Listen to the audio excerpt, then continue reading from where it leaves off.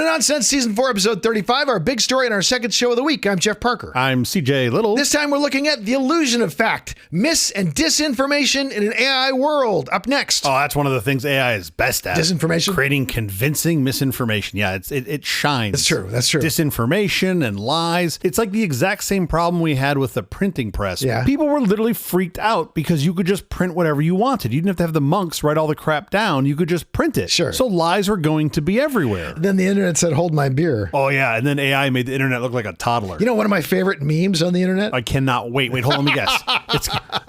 This whole show could be me just trying to guess your favorite memes. It's a quote. Okay. The quote is, the thing about quotes from the internet is it's hard to verify their accuracy. And the quote is attributed to Abraham Lincoln. And next to him is a little picture of Abraham Lincoln. It's perfect. It summarizes a lot. It really does. Okay, the post-authentic era, disinformation and the new machinery of lies. Let's go. Those stone tablets and monk transcripts are actually looking pretty darn good right now.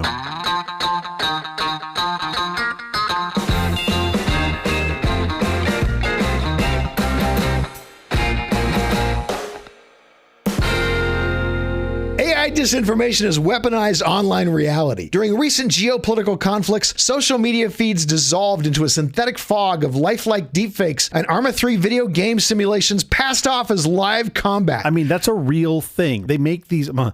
that's a real fake thing is really what I mean to say. Yeah, people really do that. Yes, it's like it's basically a video game playing like, oh, this is a real combat scene. And where I see this often, the air traffic controller conversations, right? These are the boring people that make sure you get to your destination safely. Yeah. And there will be like some, like what I would call a real big deal incident for the ATC folks, but really a minor incident. It's like... And the audio is recorded, but there's no video. They send a plane onto the runway when another plane's landing. That plane's got to do a go around. Like very not safe, but they have systems in place to keep this from happening. So the audio is not exciting. The audio is like they send a plane, another plane comes into land and it can't because it's on the runway. Yeah. And then there's video to go with it in these little Instagram shorts. And you watch the video and you're like, wait a minute. How did you get multiple camera shots of this? How'd you get the shot? Like, who's filming this? And you realize, oh, the whole thing's a render, and it's a really good render. It's convincing. The audio presumably is real, but the render is not. So it's the same thing, just with airplanes for dorks like me, as opposed to warfare. The threat goes far beyond plane videos and rogue bots. Cynical politicians are actively hijacking this chaos, intentionally fabricating crises to score some cheap points and inflame their base. Even worse, the mere existence of AI gives corrupt leaders the ultimate escape hatch, a phenomenon experts call the liar's dividend. They can now dismiss genuine, deeply incriminating evidence of their own wrongdoing simply by claiming it's just an AI deepfake. The ultimate danger is the systematic destruction of objective truth. When bad faith politicians and viral algorithms team up to monetize outrage, verified facts get completely buried. Reality becomes entirely optional. Biased news outlets amplify the lies. That's a lot of words to describe Facebook. Okay. You could just say Facebook. Misinformation and disinformation are not close kin. Those who traffic in falsehoods not by error but by intention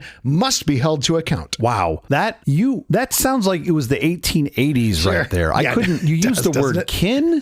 You used the falsehoods? Intention? Like, I should have had AI rewrite that. You probably should have. No, here's the thing, listeners. That was straight Jeff. That was Jeff GPT. I'm so sorry. That's just how he writes. This is our world, though, right? Our world is just wrapped. It's a world full of lies. It's a world full of lies, even more so than before. Yeah. And I know we sound a little like, what, conspiracy theorist? Or a little hair on fire. A little hair on fire. But it's worth being hair on fire. But I'm not running around hair on fire. I'm just saying, like, most of the things you look at, I'm like, yep, not true. Nope, that's not true. Yeah, not that either. Like, that is the majority of the things that you see out there, which, how can you not be jaded by that? How many videos of Stephen Colbert post the Stephen Colbert Show have I seen where Stephen Colbert is purporting to do something and it's Stephen Colbert sitting on a couch telling you that he's going to do this thing, and it's not Stephen Colbert, and it looks perfectly like Stephen Colbert is actually doing this. This problem, to me, the sort of implementation of this is a supply chain issue. You have generative AI, you have LLMs that can act as your little bots posting things. Sure. Easily accessible, right? You distributed nodes all around the planet, so it looks like you're getting posts from everywhere. These are no longer hard things to do. They're easy to deploy, which means the marginal cost for creating convincing lies and propagating them around the planet is about zero. Photoshop used to require a modicum of expertise. That's not the case anymore. Yes. AI, you can make those images in 2 seconds. Let's just go back, let's say 20 years. You and I were at least second, if not third or fourth standard deviation to the right of nerds. Okay. We were super nerds. standards. Sure. And you nor I would sit down and make a photoshopped image that looked even moderately compelling. Sure. There was an artistry involved and a technical element that you and I didn't possess. Yeah. So very few people did it. Now you drag the image onto Gemini and you say, make Jeff a foot taller, and then it does. Yeah. Oh, yeah. And that's the end. Like, it's not hard. Let me real quick just throw in, let's get some structure here. How are we going to break up this discussion? I think we need at least 4 sections. That usually seems to be our right number. And I think we have to start with who is lying, who's doing this, maybe touch a little bit on why, but really the who of what's happening, because the axis is so easy. I think that's where we got to start. Sure. And then maybe we get deeper into the why. Like, what are the reasons that people desire spreading misinformation? Not misinformation, disinformation. There's a difference. Disinformation, when they intentionally know something is not true and continue to spread it. That's the difference between dis and miss, right? Dis is you know it's not true and you spread it. Misinformation is you don't know that it's not true and you spread it. You just got it wrong. You just got it wrong. Yeah, I wouldn't know about either of those. No? There was one time that I was almost wrong, but I'm actually wrong about that too. Okay. That, I would argue, those two things are the good news. Okay, what are the next two? What's the bad news? The bad news is the things we've done previously to sort of understand if something was true or false. Yes, the truth tests. Many of those things don't work anymore. Your previous validation mechanisms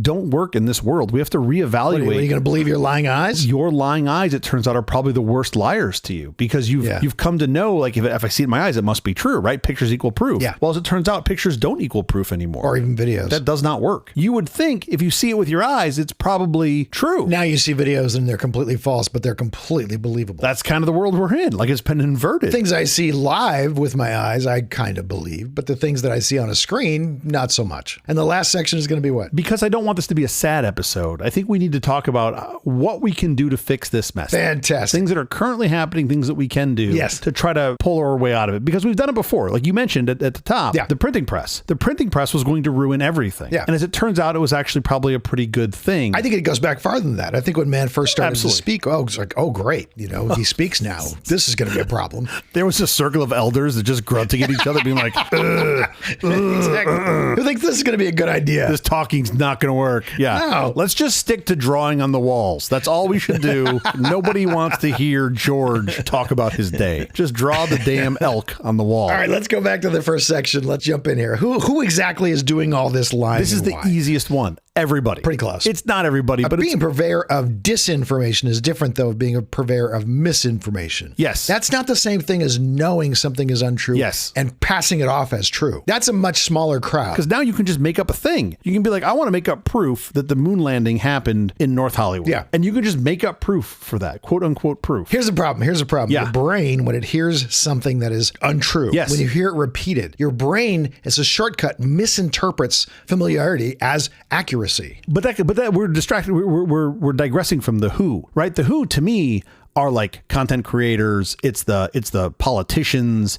It's anyone who wants to like become not even have as an agenda, but just wants to become different incentives relevant. There. The people who are influencers who want to say fake things because it's incendiary and that information, obviously it's more spectacular than what they could normally say if they were just holding themselves to the truth. Yes. And then you have politicians who actually want you to believe what they're saying or believe their cause. And so they will say things that are not necessarily true. Yes. Intentionally. Yes. We were sort of drawing a line between misinformation and disinformation. Yeah. What's interesting to me, and this has been an observation, not like a survey or a proven study. The high-tech sort of, multi-million-dollar deep fake, you made all these cuts in a long video. Yeah. That's not necessarily the most effective part of disinformation, right? The most effective version of information could be something that's just like a slightly slowed down video of a politician or a completely miscaptioned video, a real video from 2014. That spreads faster because humans are just lazy and we're happy to share whatever fits the worldview that we have. We're happy to share that as fact. There's certain things you want to believe. Yes. There was a joint strike on Tehran's notorious Evin prison, and Israel's foreign minister posted a dramatic video on X showing a pristine, bloodless precision strike blowing apart the prison's main gates and celebrating it as a symbolic victory against regime oppression. Hooray! Forensic analysis by global human rights network Witness and tech watchdog Get Real Labs revealed that the video was a complete synthetic fabrication. The clip had been generated by AI image-to-video tools using a static photo of the prison gate from a 2021 article. In the reality, the actual strike caused severe collateral damage and even civilian casualties nearby, meaning the AI video was used to mask a messy, lethal operation with a clean cinematic narrative. This is absolutely unacceptable. For sure. I understand this. You want to get some information out there to talk about the thing and not leave a void because somebody else will fill it. Totally understand that. You're better off, in my opinion, not being wrong. Come forth and tell the truth. Yes. Come forth with the truth quickly. Yes. What exactly happened? I think the problem is there's a lot of folks that would rather just have the answer now and move on to the next thing. If they have the attention span of a gnat, it doesn't matter. And unfortunately, we've given way to that quite a bit. I see this all over. That happened this last weekend. We had Stanford graduation ceremony. We had 100 to 200 graduates who walked out in protest of Google's Sunday Pichai, who was getting up to give his commencement speech. Yeah. And they shared a video as the news broke of lots and lots of people streaming out. Now, 100 to 200 people really did stream out. Yeah. But the video that they shared initially was from a 2024 much bigger walkout at Duke. Yeah. Walking out on actually Jerry Seinfeld. It looks nothing like Stanford. It looks nothing like Stanford. Like, it's overcast. The colors are wrong. Yeah. Everything about it is wrong. By the way, the actual video of the students walking out of Stanford is dramatic enough. You don't need to hype the drama. Just get the video right. I don't think they just didn't have it and they just shoved something else in there. I don't know what that is, but it was not good. Right. Who gets held accountable for that? I think that's part of the problem. It hurts your credibility. Yeah. My kid says this. We were talking about this today. He was talking about how there's more bots on social media now than there are actual human beings. Yeah, I could believe it to be true. There's plenty of bots and they all are, purchased that have a point of view on this and that. People read their views. Now I'm like, why does someone read their view and care anything about it? And he says, well, it's like if you scrolled past somebody and there was an actual person and you saw a picture, they're good at making the pictures of the fake people. So you believe it's an actual person who said that. And I'm like, why do I care what any of these people I don't know have to say? Why is that of interest? I would never take the time to read it. And he was like, oh, well, you're not most people, because most people are doom scrolling and reading everything. And I think that's what happens is now you're just like, well, I treat everyone on here the same because my friend Jeff is on here and my other friend Gary is on here. So therefore, everybody else is probably the same. So this other guy who I've never heard of called Zvitbot. Yeah. Well, first of all, I think they call him Fred. I think if it's called Vitbot, it's probably a pretty good giveaway. But now you've made me want to change my name to Vitbot just so that people will now be like, oh, this guy's an AI bot. There is actually a really cool thing on the internet. It's pretty impressive. Yeah. And it shows you pictures that are either AI generated of human beings or actual human beings. Yeah. And I did terribly. Like out of 20 pictures, I don't remember what it was, but 20 or 22 pictures, something like that. Yes. I got 11 of them right. And I actually did fairly well. Well, that seems to me that's pretty close to chance. If you flipped a coin on each one of them, that's pretty much the result you should be getting. If they're showing you 2 pictures at a time, that is chance. Right. Yeah. My kid looked at him and he got like 20, which was like, wow, really? Wow. The younger generation knows this stuff better. They know what to look for better. Well, is it just that his eyesight's better? Oh, definitely his eyesight's better. That is very fascinating. I suspect, send me that link because I suspect I would probably do just as well as you. I'd do probably 50% or worse. I really do. I think I would just do like statistical average. Not even, what is that? That's probability average. Right. Sure. Of course. Because I've always struggled with this. Now, this goes back, I met a guy in 2017, mind you, who made a website that showed people that were not real. And it was just called These People Do Not Exist. Yeah, sure. And I would look at it like every now and again, he'd be like, these eyes look a little creepy. I'm not sure. But then every third picture, I'd be like, oh, I met that person. Sure. But they didn't exist. But my recollection is like, oh, yeah, this looks like somebody that I've met. And it's just so fascinating to me how easy that is. He sees commercials. Yeah. And it's not even a commercial for an AI related thing. It's not even technology related thing. People selling plumbing. They're selling bath products. Yeah. Put your new bathroom in one day or whatever. Yeah. And he's looking at the commercial and he goes, this is all AI. There's not one real shot in this thing. And I looked at the same commercial and I went, I had no idea that was AI. Really? No, you had your phone on. You were calling the plumber that was in the ad. You were just like, exactly. Oh, look at that guy. He looks nice. I want the step-in tub. Yes, I do. Yes. One last thing. There's a landmark MIT study that revealed that fake news spreads on social media 6 times faster than objective truth and reaches significantly more people across every single category. Yes. Part of that is because you can make more incendiary fake news. You can make fake news much more exciting than reality. Oh, well, I think that is the intro to our next topic here, which is very good. Why do people do it? And I think that is one of the primary reasons. If you are constrained by something as nasty and difficult and immalleable as the truth, it's hard to make a message that people are going to naturally want to share. Not necessarily as exciting, sure. If you're not constrained by the truth and you can just write down whatever people are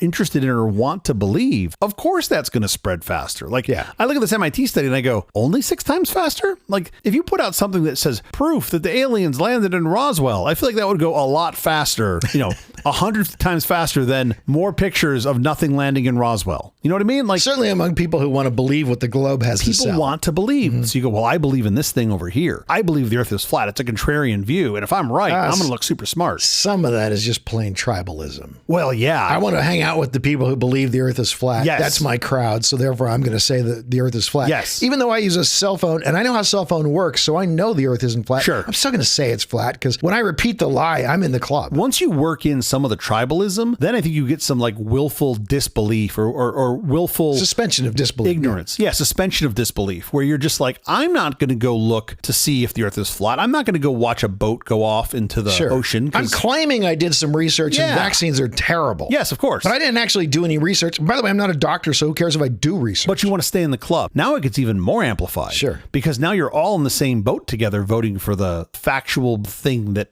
probably isn't factual that you hope to be true. My demographic, we are guilty of some of the biggest spreading of fake news. Oh, yeah. Swedes? No. Yeah, you guys are the worst.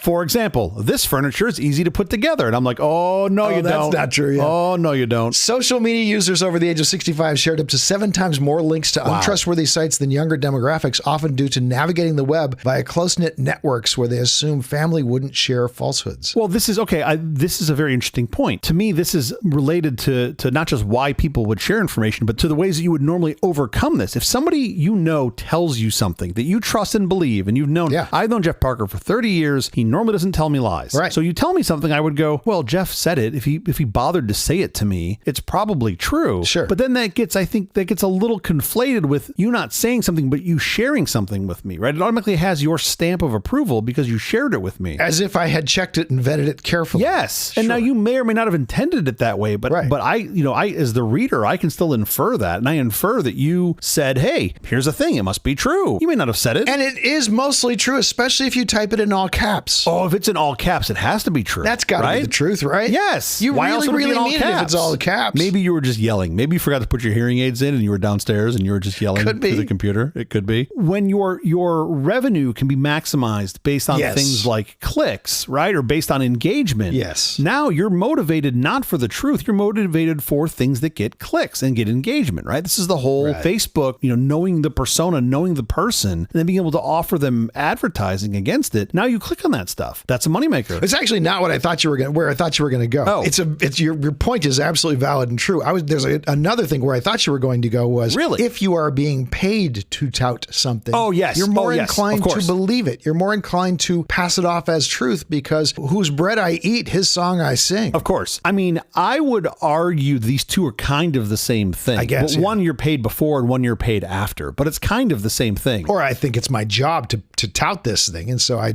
just ignore my moral compass. Yes, of course. Oh yeah. I guess you've hoodwinked yourself, right? You now believe that you are the savior of food processors, and that now that's your job. I got to hawk these ninjas no matter what. Microwaves and color TVs, I think is what Dire Straits said. Sure. I want SNL to be able to continue to make fun of things. I do think that's a big part of the court gesture's job in society. Of course. Is to point at things and make fun of them. Poke fun of power. But then when you say, well, it's kind of hard to quantify. So if you want to poke fun at it, then all this other crap can fall underneath that umbrella. And that's the world that we're in now. Is like other things. Well, how about I just call it, to be very kind here, professional disinformation can be disguised as satire. Oh yeah. And that's saying I'm just kidding. It's just a joke. I'm just kidding, right? Yeah. No. Once you get caught, they share stuff they know not to be true. And once it's fact checked, they say, oh no, I'm just kidding. It's a joke. Come on, don't you? He's making a joke. Yes. How many times have we seen that actually play out in a court of law? Sure.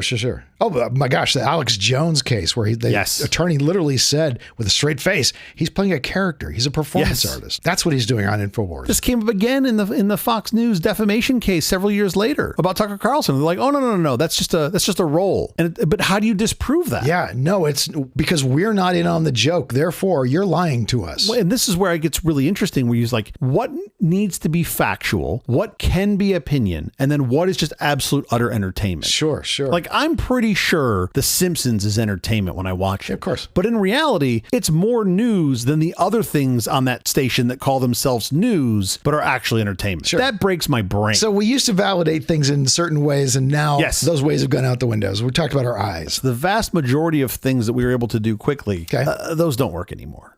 like eyes is a good one, right? The old pictures equal proof. That was for the longest time. You said, hey, you just told me that you went down that water slide and flew 15 feet in the air. If I don't see pictures or video of it, it didn't happen. Sure. And now I can make that video up in 2 seconds. Now, if you show me the video, I just assume it's fake. Yeah. Like if you tell me that it happened and you don't have a video, then I'm like, oh, maybe this is true. Yeah. Because you haven't gone to the effort of making the video yet, right? Like I'm more believing if it didn't actually contain quote proof. But the pictures equal proof thing is toast. It doesn't work anymore. I fed the video in when I first saw the story about the Stanford graduates walking out, and AI immediately knew, oh no, this is not video from that. Oh, that's cool. This actually happened. People actually did leave the Stanford graduation. Yeah. Not this many people, and this is not video from that graduation. To me, that's a double-edged sword. I love that you are now using the tech to fight the tech, because that will ultimately, I think, be the answer. Yes. However, yeah, exactly. I still don't know how to pitch to the non-nerd part of the world. How are you going to trust this thing written by some nerds to tell you if something is true or not versus your own eyes that you've trusted for the N years you've been on the planet?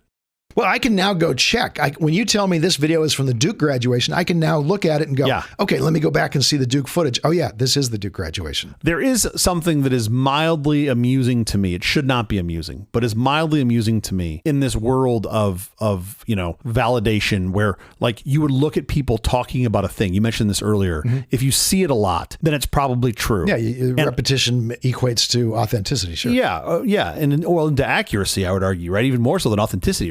It results in accuracy. You go, well, if somebody said this over and over and over. So folks have figured this out. And now you've got these bot farms that are out there pushing a view. So you say it multiple times and you see it on Twitter and you see it on X, you see it on Facebook. And then some other group of folks goes, well, we want a different view. So then we push out some bot farm to something different. We hire a bot farm to push out our version of. So now you have this like bot on bot warfare. Yeah. That are just like with no real substance arguing different points of view. And part of me kind of finds that magical. It's like you just have these things that have there's no like passion in that, right? Yeah. And they're just arguing these points back and forth. And I kind of look at that and I'm kind of like, that's kind of awesome. It's terrible for the outcomes that it gets people watching this and getting snarred in it. And if anybody actually believes it. By the way, the answer to this might not be even AI checking things and saying, is this true or not? Yeah. The answer might be just we get a more skeptical humanity. Well, if I'm bleeding edge, that's exactly where I've ended up. I'm far more skeptical and jaded now than I've ever been. Right. You might want to start off as skeptical, which is not a bad starting point. I think that's probably right. But I think our human nature is we have a desire to believe. We really do have a desire to believe. Well, especially if your tribe believes. Oh, the tribe for sure. The grass is purple and you really want to fit in with your tribe. And so even though you know the grass is not purple, you're going to say the grass is purple. I feel like this is all like doomsday and sadness. I think we gotta show folks. You have solutions. You have fixes. You have ways to get us out of this trouble. Easy. Let's not. My job is to oversell and underdeliver. Your job. Sorry. Is to remind me that I'm overselling and underdelivering. What you got? Go. Okay, it's not what I have.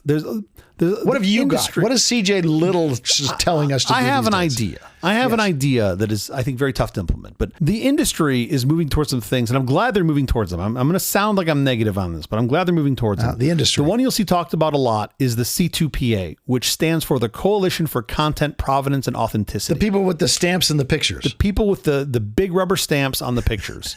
Now, this is not a terrible idea, okay, on its surface. Am I oversimplifying? No, actually, you're not. It's doing a cryptographic stamp that will tie an image back to a camera. If you change a pixel of that image, now it does not cryptographically add up correctly. If you change the image, you say the image is altered, it doesn't add back to the hardware. I like the idea. Sure. I do generally think it's a good idea. The problem is I don't think it's feasible. The reason I don't think it's feasible is because these things are relatively straightforward to crack, and they will be cracked. And as soon as you have it cracked, now you've got other images out there that are, hey, look at me, I got the stamp on, but it's not true, right? It's not accurate. Yeah. And then I think that kills the whole thing. So now you're in a world where like you're trying to use this math to trust. That's all cryptography is math, to trust a camera, technically trust a lens in a camera. And the reality is that you're not going to trust the camera and lens. I think you got to go to the person. You've really got to go to trust the people. Is this someone who's credible? Is someone who's always trying to tell me the truth? Yeah. Now that we're saying we need to put in some more protections on top of that, that's where I think the EU is starting to get this right. Where you're saying if, like, for example, if they needed to show some sort of labeling on an image, like we think this image has been altered or is AI generated or a group of experts has deemed this to be be factually inaccurate. The platform has a We responsibility. got that for like 5 minutes that. on social media. There was a time when they would actually put a little thing next to it and say, this is this has long been debunked. This is bonkers. You still get some of that. You still some of that out there. But I'm never on social media. I don't know. But I know it used to be there for like 5 minutes. But it's all been because they've wanted to. I think it needs to be regulated. I think you need to say this has to be a thing. Yeah. Right? We have to know what these things are. And we need a mechanism, a system to determine the source of truth and the people to help arbit that source of truth. AI could probably do a really good job if you had a source of truth to say, this thing maps into the source of truth, thumbs up, or this thing doesn't. Yeah. Who really desires this? Well, the people should desire it, but I'm not even sure the people do. It's remarkable how little people desire actual true truth. They want to believe what they want to believe. Few seem to. They want to believe what they want to believe because it makes them feel good, right? I think you're back to like the dopamine punch there. Which is terrible. This is a fabulous way to really get yourself into trouble. Of all the people you don't want to lie to, you do not want to lie to yourself. Well, I've learned to really embrace being wrong for two reasons. One, Absolutely. I usually am. Two, it's the fastest way to find the answer. Precisely. If you're wrong, you will find the answer faster than if you think you're right and you're not. Yeah. What I don't buy is trying to teach people that, oh, here's how you're being manipulated. Not because I don't want it. I just don't think it's going to work. Yeah. Right? We're calling this narrative inoculation, and I just don't. I do think we do have to preach that character does matter, that telling the truth does matter, that lying is unacceptable. Oh, I agree with that. Oh, no, I agree with that. Part of it is you need to explain to people. People need to understand that the ends don't justify the means, ever. Yeah. Ever. Yeah. I mean, let me put that in a different way. A good outcome does not make the dirty methods okay. Yeah. You can't plant evidence on a criminal because you know this guy's a murderer. Exactly. And your planted evidence hopefully gets him convicted. Exactly. That's horrific. You saw him murder with your own eyes. Yes. But you have no evidence on it. So now you're going to go plant something because you saw it. That is not okay. Be as intolerant of knowing falsehoods for things that support your position as you are of things that oppose it. Yes, that's the means. One of the most interesting political moments in my adult life was an elderly John McCain supporter who said, she took the microphone as a big Q&A session. Yeah. She says, I can't trust Obama. I've read about him and he's an Arab. And McCain shakes his head and he takes the mic back and he says, no, ma'am. He's a decent family man and a citizen that I just happen to have disagreements with on fundamental issues. And that's what this campaign is all about. He's not. And there was just 1,000 things that I disagreed with John McCain on, but in that moment, he took a stand for the truth. Yeah. He was a hero. Absolutely. At a time when there was a lot of political disinformation, he could have just gone on. He could have, after she said he's an Arab, he could have just said, here's the thing we don't like about Obama. He could have not corrected her, but he did. Yeah. Because to John McCain, the truth mattered. Of course. Yeah. And it would have been very easy for him to just say nothing. Oh, yeah. Like literally, not to endorse just it. Move on. Just to say nothing and gloss right over. Let her statement hang for all the people who don't know, who might want to think, oh, yeah, he's an Arab. I think this is interesting, though, to point out here as we wrap up, because you just touched on this. It kind of doesn't matter as much if you believe the disinformation campaign. Mm-hmm. Like, you don't necessarily have to believe the specific lie. Right, of course. If the goal is just to flood your sensory inputs, flood the ecosystem. You're just making chaos. With so much contradictory noise that you just sort of give up, right? The truth is unknowable. Yeah. I can't navigate this. Right. And even though the truth is, of course, knowable. It is knowable, right? But you just sink into some sort of apathy because it is exhausting. Yeah. And this does seem to be the world that we've been in over the past, let's say, 10 or 15 years, because the cost of entry into the market is about zero. Sure. Anyway, the point to me is the truth is still knowable. You just have to rise above whatever your tribal intentional disinformation or your apathy over just being tired. This isn't helping anyone, right? It's definitely not helping you. Right. So you need to say, maybe I'm wrong about this, and go search out the truth, even if it's from somebody that you don't agree with. Try to understand their point and really truly find the truth. The truth is out there. There's nothing that's more important than unvarnished truth. Do we need to be fair and balanced in our portrayal of the truth? Absolutely not. Our only interest and concern should be what is and what is not precisely true. Balance, what is that? We care about what is objectively true. Without truth, we can't overcome a pandemic. We can't improve our economic situations or solve most dangerous conflicts. Those who intentionally propagate disinformation should face the most severe of legal consequences. Well, hold on now. I mean, maybe not the most severe. We still have capital punishment, you know? Okay. Wait, actually. All right. Yeah, you know what? This makes sense. I'm on board.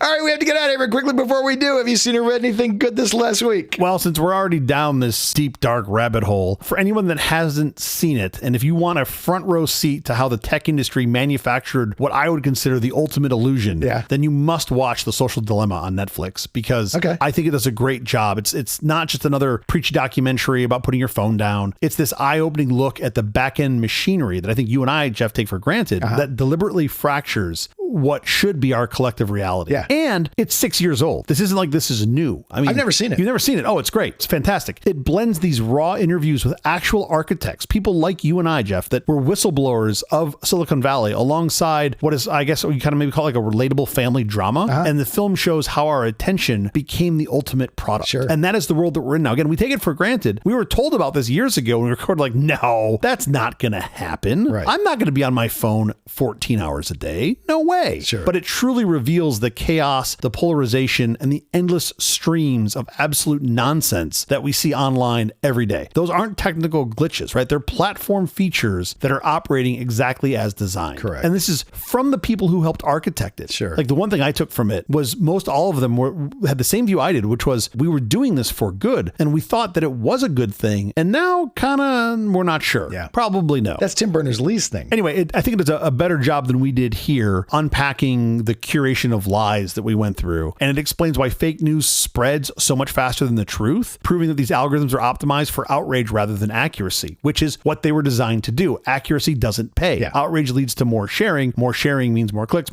means more money. Like it's pretty obvious. Sure. If you ever wondered why it feels like we're living in a parallel universe where objective truth has completely dissolved, this documentary hands you the blueprint of the Matrix. Yeah, sure. Like it really does. So it's gripping, it's terrifying. I really think it's a necessary reality check for anyone trying to navigate all of the digital noise without losing your mind. That's The Social Dilemma from 2020 on Netflix. Can't wait. I'm going to go look at it. How about you?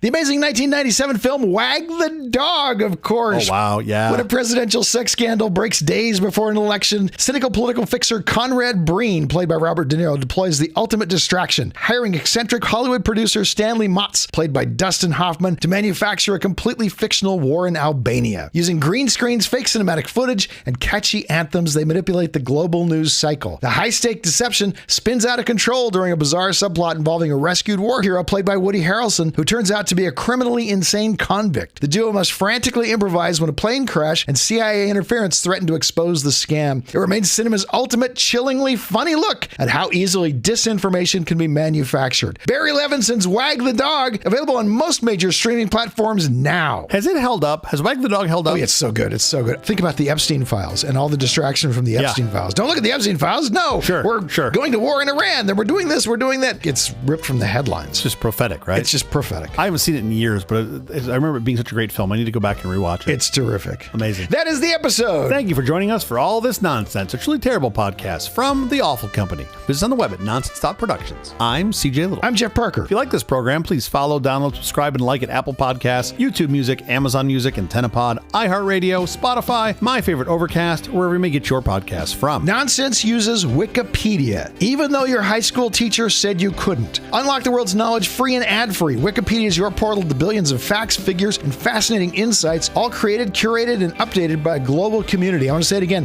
Wikipedia. I don't know what I would do without Wikipedia. I really don't. I would just disappear into TikTok. Say the thing. Let's get out of here. We'll be here every Tuesday and Thursday morning for more nonsense. Please join us.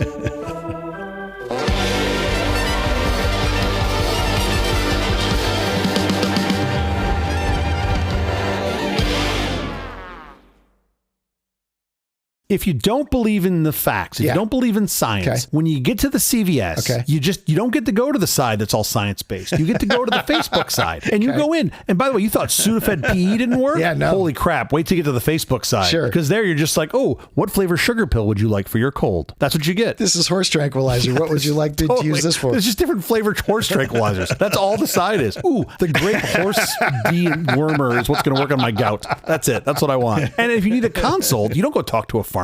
No. You just dial a friend on Facebook. That's it. Do your research on Facebook. You'll be fine. Yeah, you go find some Maha creator on TikTok, and you'd be like, which one of these horse tranquilizer pills? Horse deworming pills. Horse deworming. That's what I was looking for. Sorry.